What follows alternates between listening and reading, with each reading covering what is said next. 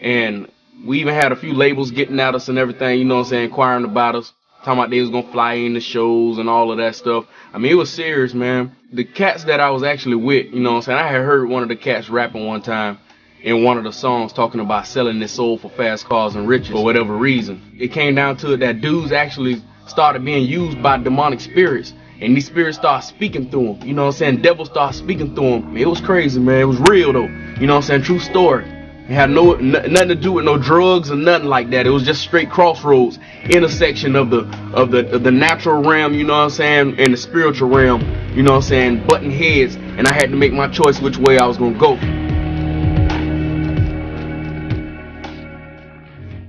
Jurors this morning have more insight about what happened in the moments after American sniper Chris Kyle was killed.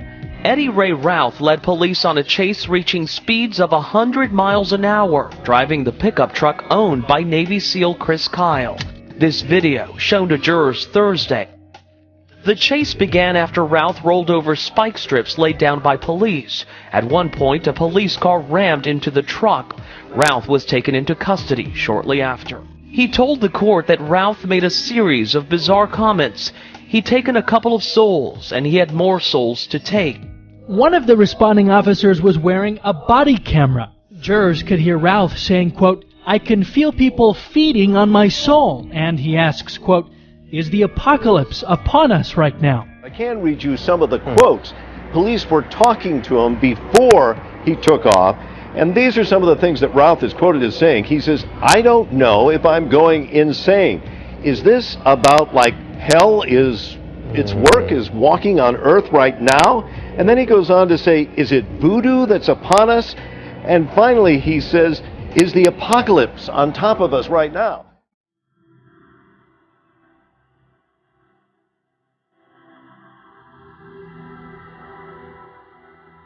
Good evening, everybody.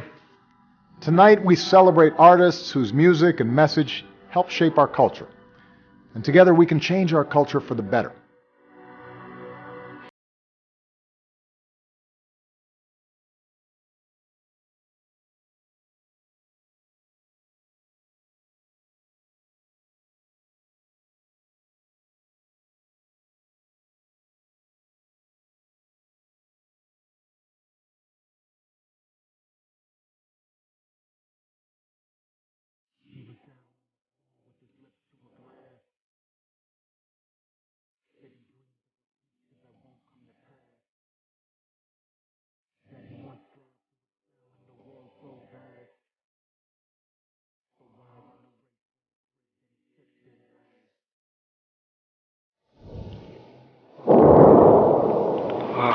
Edge.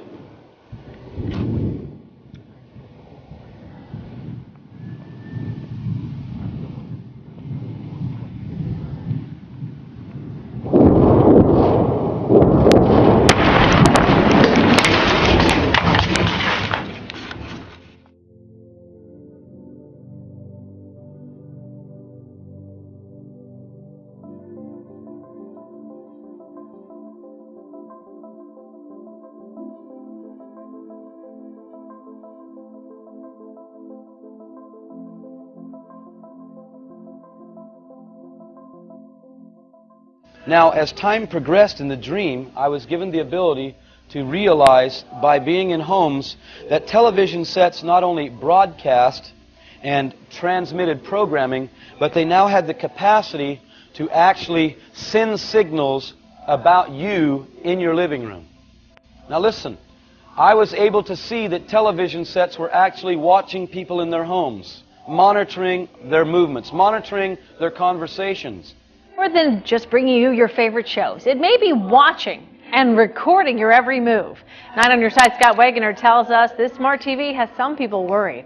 Since the late 1940s, families have gathered around the television set to watch their favorite shows. But now, in 2015, it appears the television is watching back. It's Samsung's Smart TV. It collects this information through a camera aimed at the viewer and microphones that pick up your conversation. We should absolutely be concerned about this. UC journalism professor Jeff Blevins advises you to read the small print. Oftentimes, I think we're not aware of exactly what it is that that we're giving away, or what the consequence of that might be. Samsung says the technology is designed to respond to your preferences. It can find your favorite shows, connect you to services it thinks you would like, and allows you to change its function with a wave of your hand. So my freedoms and my patriotism were instantly being eroded from my understanding. Because our rights contained in the Bill of Rights do not come from the Constitution. They come from God. It's clearly stated in the Declaration of Independence. Our laws do not come from God, Your Honor, and you know that. The law of this country calls it the organic law of our country, means where our rights come from. And if they come from there, men can't take them away. Our rights do not come from God. For journalists in this country, the realization that the government is spying on their communications is becoming more and more common. That's according to a new study from the Pew Research Center. It reports that nearly 7 in 10 journalists believe that the Obama administration has in fact spied on them. But where is the media pushback against all of this?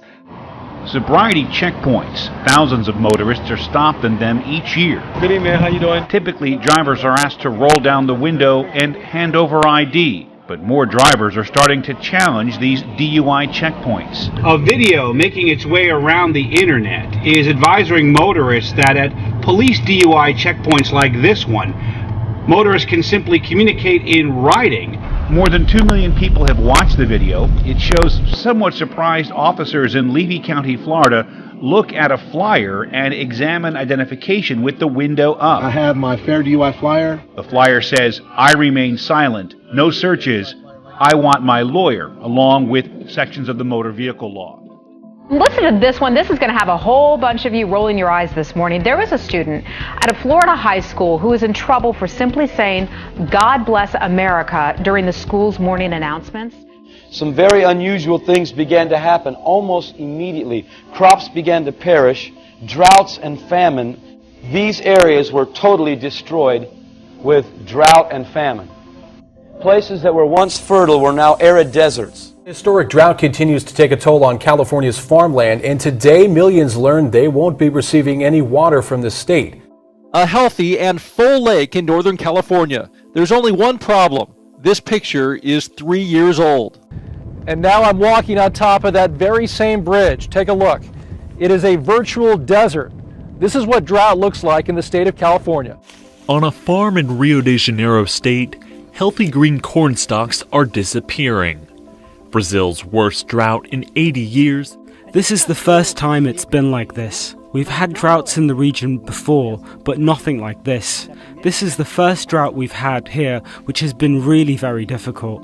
At this moment, what began to happen was the normal weather patterns completely changed. The patterns for winter became summer, summer became winter, and you might have a day of snow and a day of heat. State water officials are painting a bleak outlook after measuring the snowpack in the Sierra Mountains. The worst part is one of San Diego's main water sources. You may have noticed I'm wearing short sleeves in the dead of winter. That's because it is hotter and drier than ever before. January should have been the wettest month, but the supply fell back to 1/4. Very unusual things began to happen with law. I began to see local municipalities, and no longer were police departments the enforcers of the law of municipalities, but military police driving very unusual looking vehicles that I now know to be called Humvees. Covering St. Lucie County, police in Fort Pierce now have a new tool to fight criminals. They unveiled a U.S. surplus battle wagon. It's a 6-wheel, 30-ton armored vehicle worth $700,000. But get this, the agency only paid $2,000 for it. Officer Keith Holmes says it's a great addition.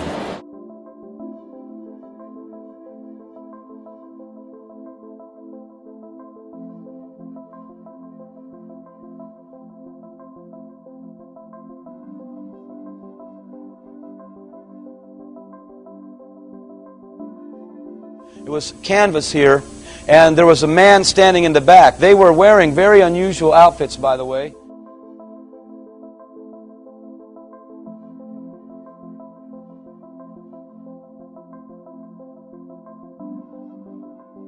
On the top of them, I began to see cameras, little white, oval-looking, hot dog kind of looking cameras.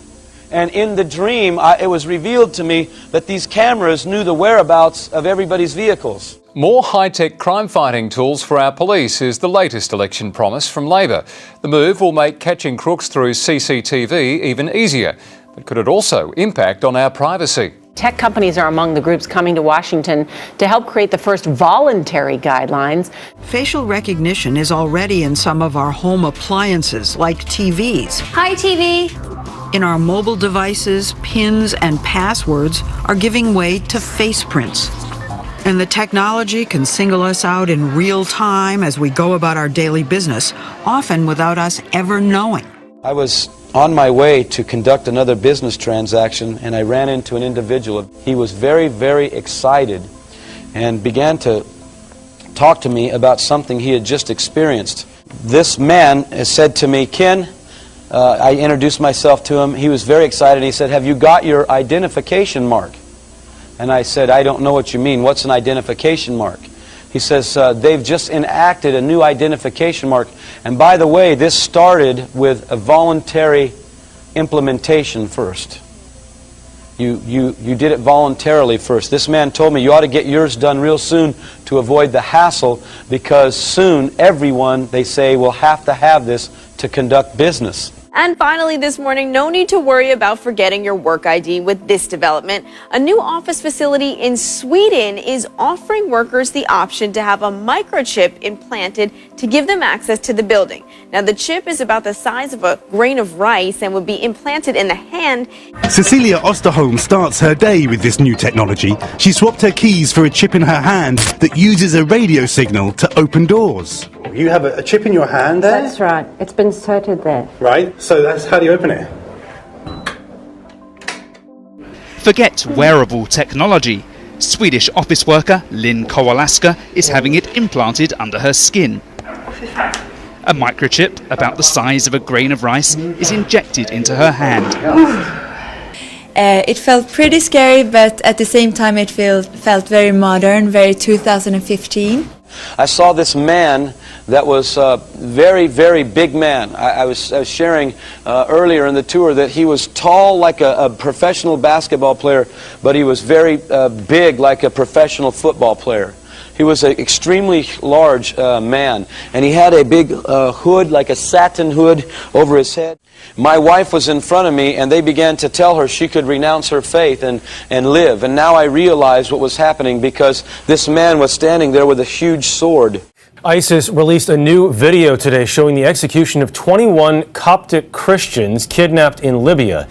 The video shows the Egyptian prisoners being marched onto a beach by militants dressed in black. Then the prisoners are beheaded brutally. He was tall like a professional basketball player. This video really marks ISIS on the world stage, well beyond the videos that we've seen in the past out of Syria and Iraq.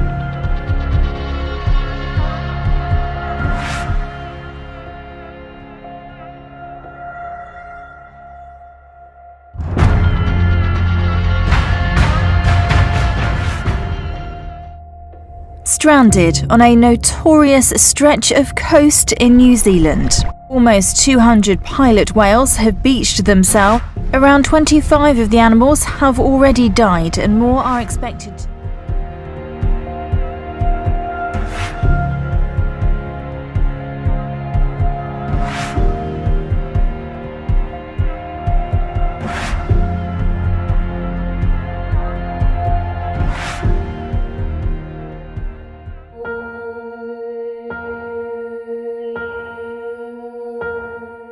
After a few moments, I turned back, and there was the Lord Jesus Christ standing behind me. And I can tell you, folks, I know for a certainty He is the Lord of lords and the King of every king. When I saw Him, there is not one knee, there is not one tongue that will not confess His Lordship, regardless of what side of the coin they are. When He reveals Himself to them, every knee will bow. Trust me. Because this presence that He stood in was so powerful, so awesome, so anointed.